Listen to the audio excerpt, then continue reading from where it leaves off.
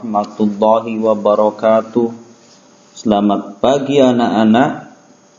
Bagaimana kabarnya hari ini? Alhamdulillah. Semoga kalian selalu sehat. Anak-anak, hari ini kita belajar hari pertama tema 1, selamatkan makhluk hidup. Subtema 1, tumbuhan sahabatku pada pembelajaran pertama. Anak-anak, marilah kita membaca basmalah bersama. Bismillahirrahmanirrahim. Anak-anakku yang berbahagia, perhatikan berbagai tumbuhan di sekitarmu. Apa manfaat tumbuhan bagi kehidupan? Ayo kita cari tahu. Hari ini kita akan belajar muatan pelajaran. Pada pembelajaran yang pertama adalah bahasa Indonesia.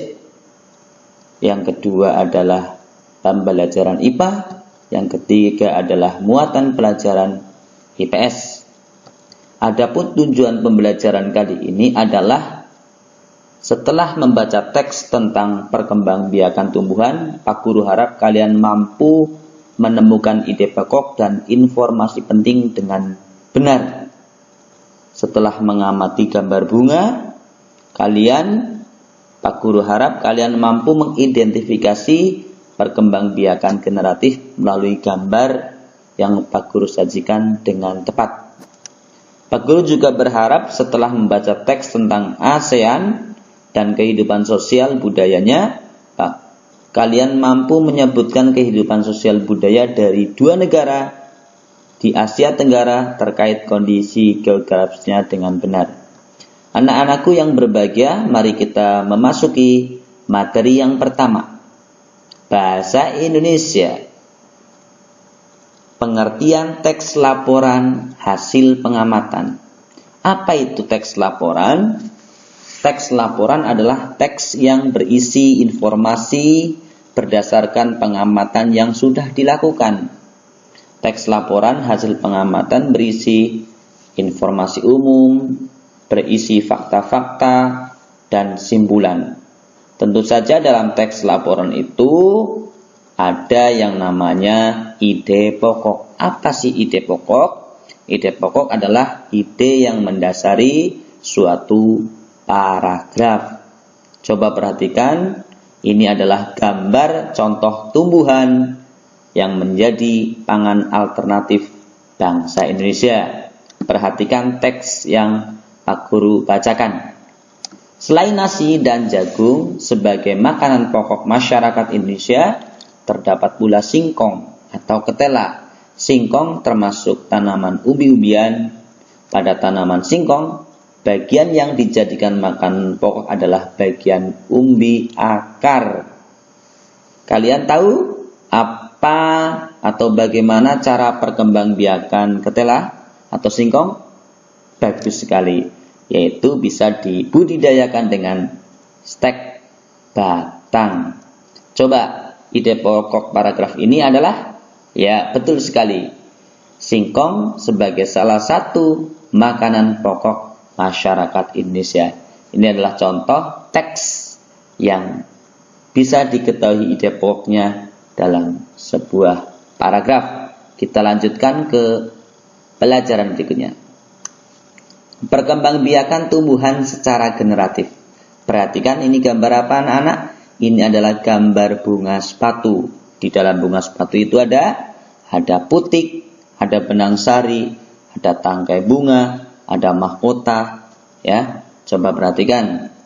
Perkembangbiakan generatif itu apa?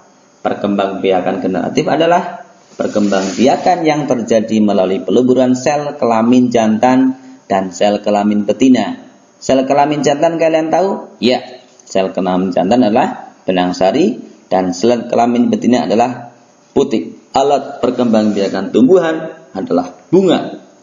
Bunga memiliki alat kelamin jantan yaitu tadi benang sari dan alat kelamin betina yaitu putik. Perhatikan proses perkembangbiakan tumbuhan secara generatif berikut. Ini, coba. Di dalam tumbuhan itu terdapat alat perkembangbiakan namanya bunga. Yang pertama, perhatikan Gambar yang atas, terjadi peristiwa penyerbukan. Apa itu penyerbukan? Yaitu jatuhnya serbuk sari pada kepala putik. Kemudian setelah terjadi peristiwa penyerbukan atau pembuahan, kemudian apa? Pembuahan menghasilkan zigot. Setelah menghasilkan zigot, zigot tumbuh menjadi embrio atau tunas tumbuhan di dalam biji.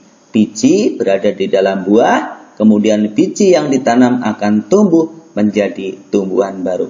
Ini adalah contoh singkat proses perkembangbiakan tumbuhan. Biji yang ditanam akan tumbuh menjadi tumbuhan baru dan menjadi dewasa. Tumbuhan dewasa berbunga dan menghasilkan biji kembali. Itulah mekanisme atau proses perkembangbiakan generatif dari tumbuhan. Bisa dipahami anak-anak? Alhamdulillah. Kita lanjutkan. Ada beberapa macam penyerbukan yang harus kalian ketahui, ya. Yang pertama, penyerbukan sendiri. Penyerbukan sendiri yaitu serbuk sari jatuh ke kepala putik pada bunga yang sama. Penyerbukan yang kedua adalah penyerbukan tetangga. Serbuk sari jatuh di kepala putik pada bunga yang masih satu tumbuhan. Bunganya berbeda tetapi masih satu tumbuhan. Ada yang ketiga adalah penyerbukan silang. Serbuk sari jatuh ke kepala putik pada bunga lain yang sejenis tetapi berbeda tumbuhan. Kemudian yang terakhir adalah penyerbukan bastar, yaitu penyerbukan atau jatuhnya serbuk sari ke kepala putik pada bunga yang berasal dari tumbuhan yang varietasnya berbeda. Bisa dipahami anak-anak? Alhamdulillah. Kita lanjutkan ke pembelajaran IPS. Ini adalah contoh gambar peta di dalam globe Asia Tenggara. Bagaimana kondisi geografis dalam kehidupan sosial budaya negara Asia Tenggara? Nah, negara di Asia Tenggara umumnya memiliki kondisi geografis yang sama. Ada pegunungannya, ada perairannya, ada padang rumputnya. Nah, akan tetapi kesamaan kondisi geografis tersebut tidak menjamin, tidak selalu menjadikan kehidupan sosialnya, kehidupan budayanya sama. Misalkan ada negara kita adalah negara Indonesia. Indonesia ini bendera Indonesia dan ada negara Malaysia. Apa sih kesamaan dari negara ini? Ya, negara ini memiliki kehidupan sosial budaya yang hampir sama. Karena apa? Secara ras orang Indonesia dan orang Malaysia adalah satu rumpun, yaitu ras Melayu. Bahasanya juga bahasa Indonesia dan bahasa Melayu masih mirip-mirip. Tetapi ada juga perbedaan dari sosial budayanya dari negara ini. Kalau negara Indonesia mayoritas penduduknya Muslim. Indonesia Malaysia juga masih Muslim. Kemudian dari segi bahasanya, kalau Indonesia bahasa Melayu, Indonesia, kalau Malaysia Melayu dan Inggris. Apakah ada perbedaan? Nanti kalian cari di buku yang Pak Guru pinjamkan. Nanti kalian akan tahu apa sih perbedaan sosial budaya dari negara Indonesia dan Malaysia. Oke. Kesimpulan pembelajaran hari ini adalah ide pokok adalah ide yang mendasari sebuah paragraf atau informasi. Perkembangbiakan generatif adalah perkembangbiakan yang terjadi dari peleburan sel kelamin jantan dan sel kelamin betina. Kemudian Indonesia dan Malaysia memiliki kesamaan dan perbedaan sosial budaya.